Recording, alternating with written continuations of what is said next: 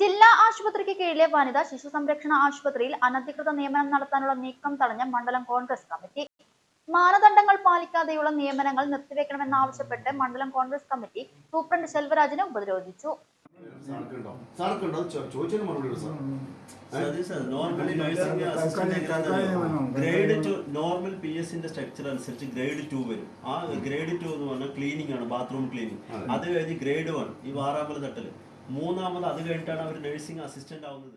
മാതൃ ശിശു സംരക്ഷണ ആശുപത്രിയിൽ നഴ്സിംഗ് അസിസ്റ്റന്റ് ഗ്രേഡ് 2 തസ്തികയിലേക്കുള്ള നിയമനത്തിന് മുന്നോടിയായുള്ള കൂടിക്കാഴ്ചയാണ് മണ്ഡലം കോൺഗ്രസ് കമ്മിറ്റി തടഞ്ഞത്.